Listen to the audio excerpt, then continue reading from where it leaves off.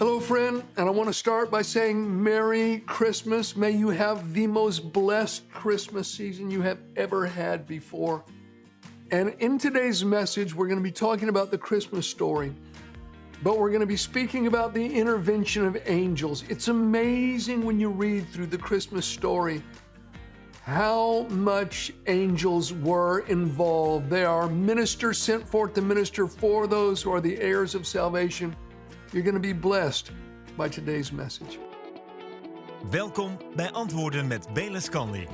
God ziet je. Hij houdt van je. En wat er ook aan de hand is, hij heeft de antwoorden op je vragen. Angels were involved in almost every aspect of the Christmas story. In fact, without the angels, we don't have a Christmas story at all.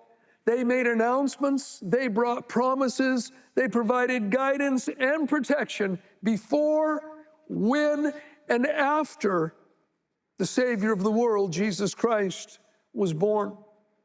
Just think of the events surrounding his birth. In Luke chapter 1, we have the angel Gabriel appearing to a priest named Zacharias.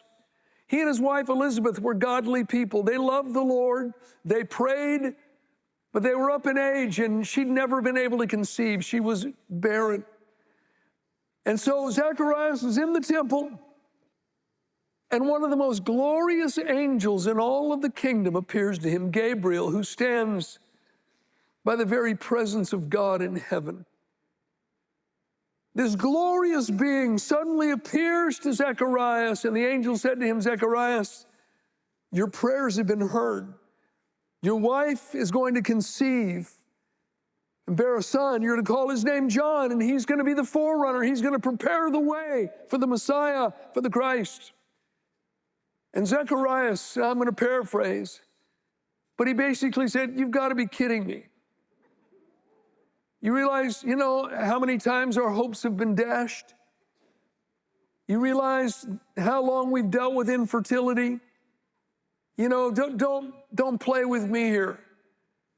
And Gabriel got mad. He said, I'm Gabriel that stands in the presence of God, and because you didn't believe my words, you're going to be mute.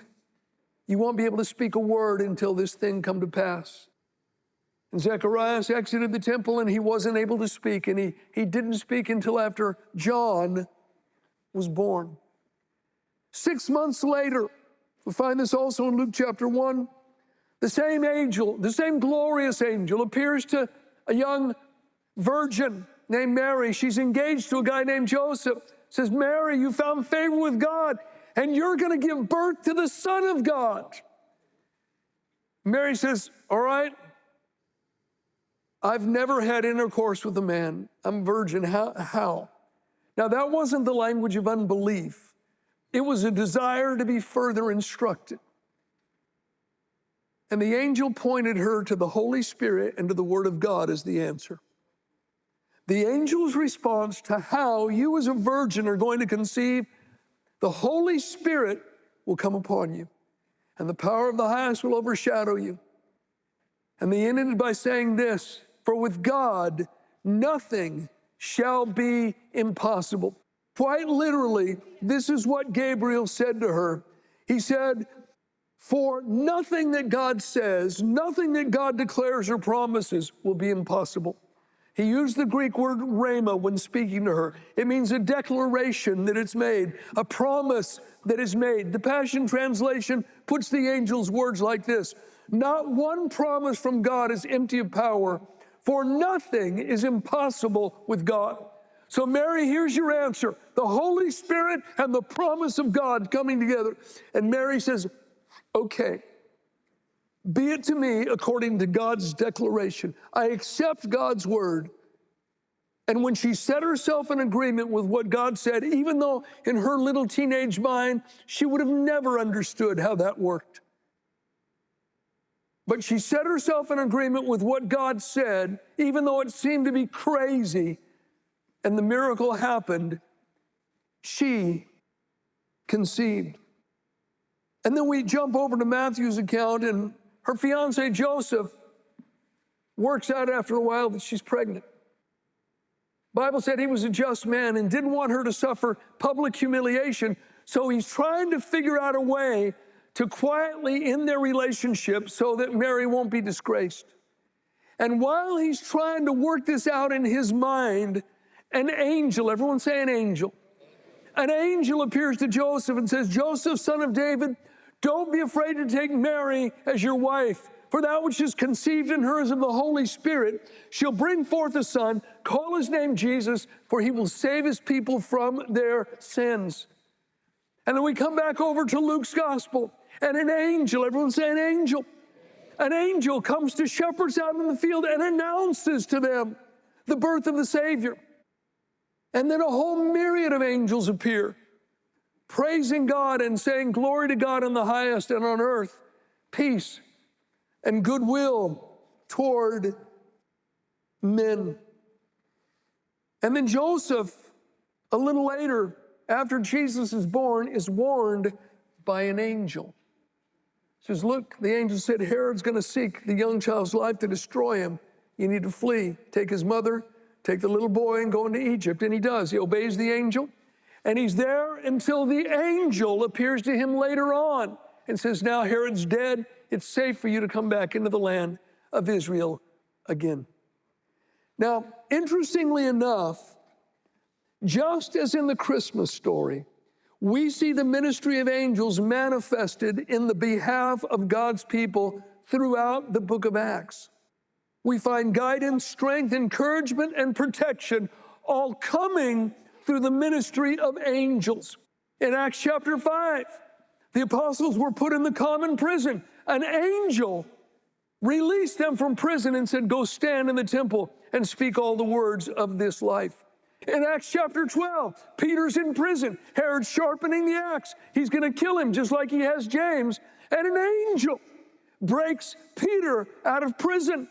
In Acts 27, Paul is on a ship in the middle of a storm, and an angel appears to him. He says, don't be afraid, Paul. You must stand before Caesar, and God has granted you all those who sail with you. Angels help guide, protect, and encourage believers in many different situations and in many different ways. Today is no different. When I was a brand new Christian, moved down to Mexico, was involved doing some crusade work down there. And listen, I'm raw. I'm brand new saved. I still got feathers in my hair. I got feathers hanging off my guitar. I got a long braided beard. I was a specimen. Oh, yeah. And, I'm doing what I can to help. There's an evangelist preaching. It was actually in a colonia above Ensenada. It was called Piedras Negras. So one day, I take some friends that I'd made. We go down to the beach. We're there in the morning, and I still remember there was a guy sitting on the rocks, and I felt like I was supposed to go talk to him. So in broken Spanish, I give him my testimony, and I gave the guy some money. And I remember when I turned to walk away from him, a voice spoke to me. It said, drive south. That's all I heard. And an angel told Philip when he was in Samaria, go south. I heard, drive south. So I told everybody in the van. They said, why? I said, just get in the van. So they get in the van, and I start driving south. They said, what are we doing? We're having fun at the beach. I said, just go with it. We're driving about 10 minutes. This maniac comes up next to us, honking his horn, waving his arms, almost, pushes me off the road in his car. I finally pull over. He gets behind me. His name was Sostenes. And he said, I stopped you because I saw the bumper sticker on your car. I had a bumper sticker that said, I'd rather be with Jesus on the back of my van. And so anyway, it turns out Sostenes is a pastor in this town a little south of Ensenada called Maniadero. So we go down to Maniadero with him, and he's got this beautiful, compound and a church building, and we spent a couple hours with him. Remember, we prayed for his son. And then I said, look, Sostenes, great to meet you. We got to get back for the crusade. So we get back about noon, and we're there, and the evangelist, the guy leading the whole thing, comes up to me and the people with me, says, we just got a visit from the police, and they've shut the crusade down. Said, and the Holy Spirit just told me to come talk to you because you have the answer. Said, well, it just happens that we met a pastor named Sostenes from Manero, just a few miles down the road, and I bet he'd be happy to carry the crusade on his property. And so we got a hold of Pastor Sostenes, and the crusade went on that night and lasted for many more days. Hundreds more people got saved, outstanding miracles. Listen, wouldn't have happened without the ministry of angels. They're sent forth to minister for those who are the heirs of salvation. I know someone will think, well, hey, my angels are doing a pretty bad job. They're not guiding, protecting, helping, or assisting at all, as far as I can tell. Well, first of all, they're probably much more active than you think. And there's probably been a whole lot of things that didn't happen to you because of the unseen ministry of angels. They've been working in your life unaware. Yet, I think that's a pretty legitimate question. Why are we not experiencing more angelic intervention? Well, first, because they work according to God's laws. We can't violate God's principles and laws and, have those angels help and minister and guide. Jesus, during his time of temptation, the devil took him up on a pinnacle of the temple, and the devil quoted Scripture to him. Yes, the devil knows Scripture. Quoted it out of context, quoted it partially. But he says, hey, jump, Jesus. The Scripture says, he quotes Psalm 91, that the angels will bear you up in their hands lest you dash your foot against a stone. Jesus said, it's also written, you shall not tempt the Lord your God. If he would have jumped, there would have been no angelic intervention because he would have been tempting God. You can't just climb out on a limb, saw it off, say, well, God's going to rescue me. No, you're going to find out what gravity's all about. God's not obligated to help us in our foolishness and in our presumption. And then as well, I think we don't see as much angelic intervention because they are activated by what we do and what we believe. In many ways, we are inviting their cooperation or we are keeping their hands tied by what we believe and what we say. Consider this. This is Psalm 103 and verse 20. It says, bless the Lord, you his angels, who excel in strength, who do his word, heeding the voice of his word. Angels heed the voice of God's word. In the Hebrew, that literally means to be spoken aloud. When God's word is spoken aloud, the angels get busy. They bring it to pass when it is spoken aloud. Just like Mary, there's no way that teenage girl even understood, didn't hardly grasp what the angel had said to her, just that the angel said, this is what God says is going to happen. The Holy Spirit's going to come upon you because there's power in every promise and every declaration of God. And Mary said, okay, be it to me according to your word. I accept your word. And it came to pass. We must come into agreement with God's word. Amos 3:3, how can two walk together unless they be agreed? Now, obviously, the angels get busy when God speaks, but they also get busy when God's people speak his words. Remember, they're all sent forth to minister for, to help, to assist the heirs of salvation. My friend, that's you, and that is me. My wife and I have some friends. They live in another country, and we've known them for probably 3.5 decades, something like that. And his wife, this was before they knew one another. She's in a Bible college. And she's out, some afternoon with a guy friend of hers, and they have a flat tire. The guy gets out, gets the lug wrench, puts it on one of the lug nuts and can't budge it. They're frozen. Either somebody put them on, with an impact hammer, or they were rusted shut. He tried every one, couldn't budge it. I think even he stood on that lug wrench with all of his weight up and down, couldn't budge one of those lug nuts. And they said, what are we going to do? And our friend said, well, remember the lesson that we just heard today about angels? He said, yeah, angels. And so they took hands right there and prayed, God, Your word says you're a very present help in time of need. We're in need right now. And you said the angels have been sent forth to help the heirs of salvation. God, send your angels and help us. And just then a guy walks around the corner. Now, somehow in their mind, they actually didn't associate him with their prayer because it happened so quick. And this guy walks up and said, hey, you guys having a bit of trouble? They said, yeah, the lug nuts are rusted on. We can't move them. He said, do you mind if I have a go? They said, sure. He takes the lug wrench with one hand, goes, takes all the lug nuts off, just like nothing, like he was almost doing it with his little finger. He says, I'll change the tire for you.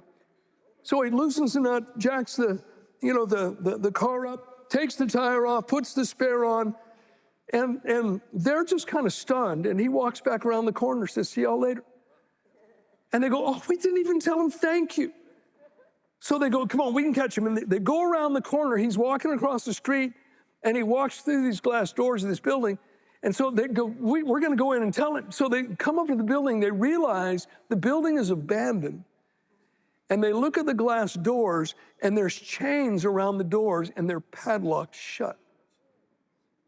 The guy walked right through those glass doors.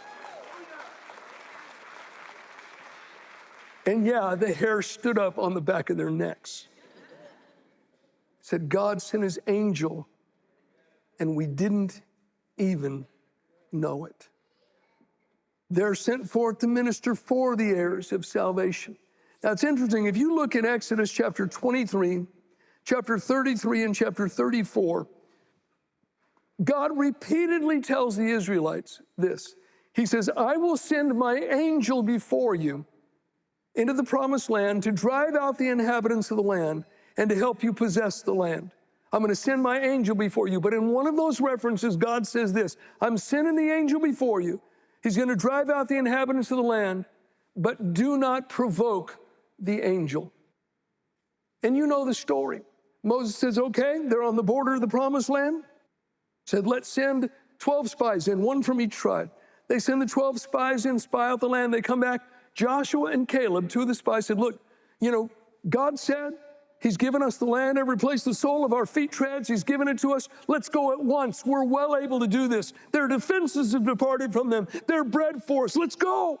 But the other 10 spies says, no, we can't do it. The other 10 spies said, the people are too strong for us. We saw giants in the land. They basically said, it doesn't matter what God has promised. There's no way this can happen. And the entire congregation agreed with the 10 spies. What they said and what they continued saying was not just out of harmony with what God had promised them. It was absolutely contrary to what God had said. That kind of language will provoke the angels. I had a dream a couple weeks ago. In the dream, sort of a bit of just an open setting.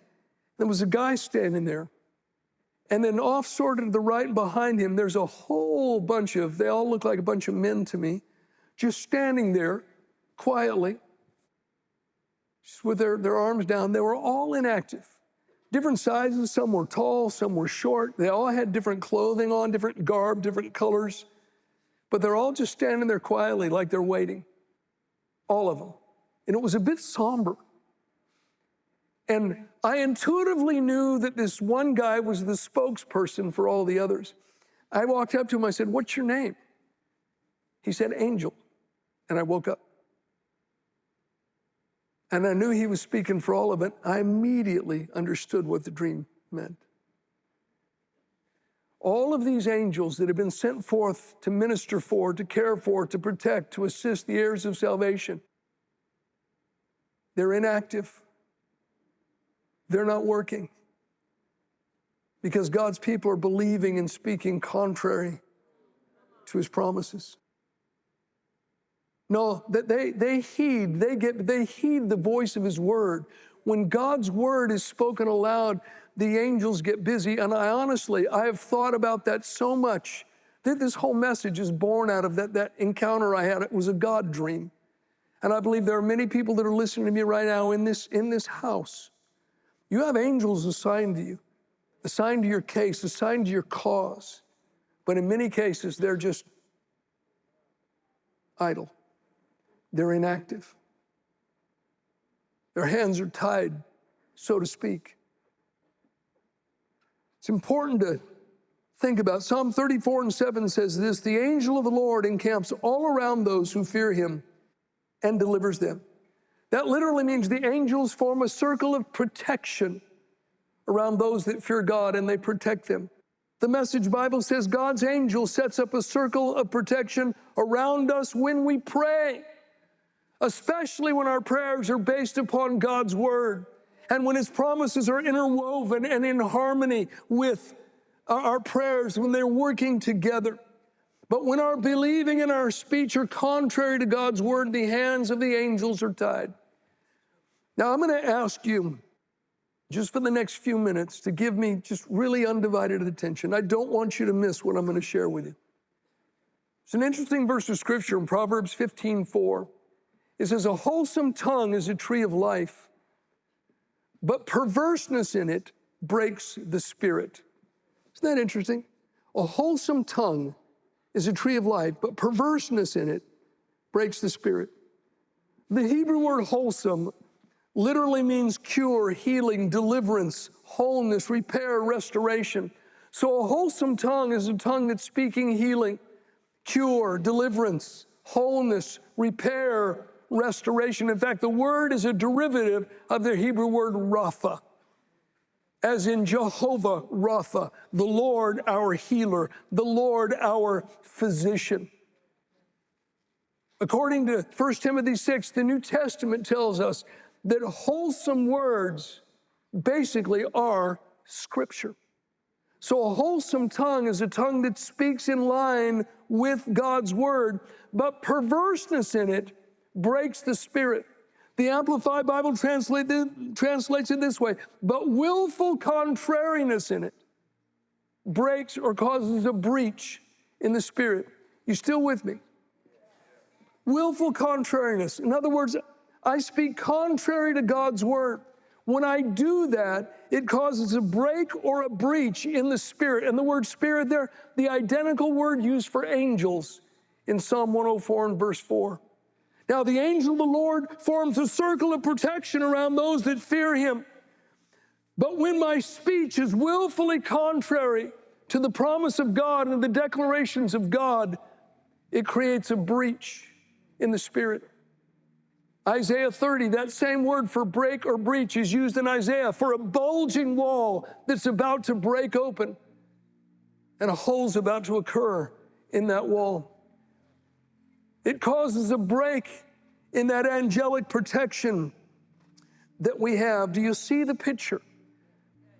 Friend, when there's a break in the wall, the serpent can get through.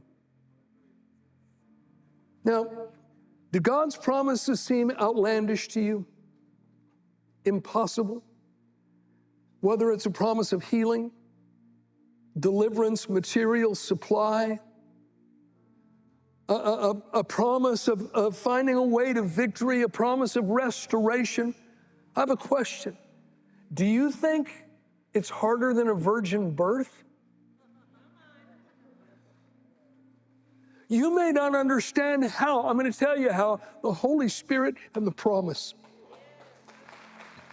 The Holy Spirit can come upon you. The Holy Spirit can come upon your situation. And when you engage with the promise, when you set yourself in harmony with the promise, angels are released to work in your behalf. That's how it can happen. And friend, whatever magnitude you might register your problem at, it is not at the magnitude of needing a virgin birth.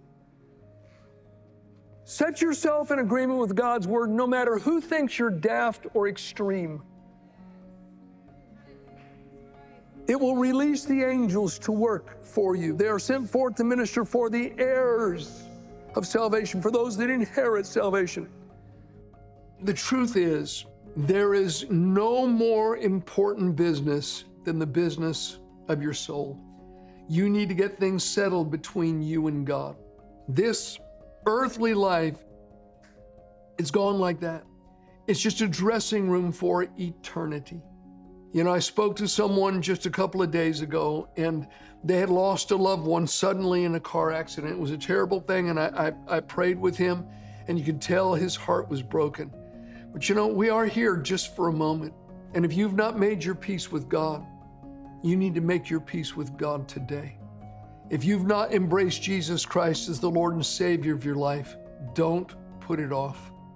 Don't put it off. You wouldn't be listening to me right now unless God was not somehow dealing with your heart. You need to know you are loved by God.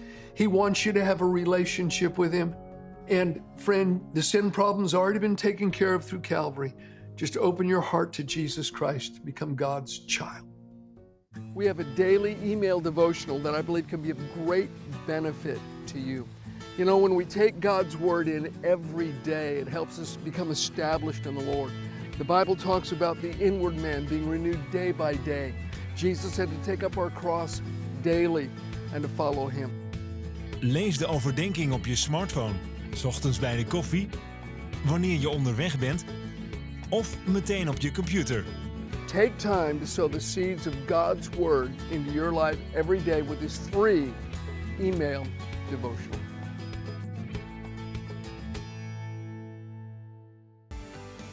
Hier vind je nog meer antwoorden op levensvragen. Er is elke dag een nieuwe overdenking van Bayless, die je online kunt lezen of die je per e-mail kunt ontvangen. Als je op de hoogte wilt blijven van de preken, kun je je abonneren op ons kanaal. God zegen.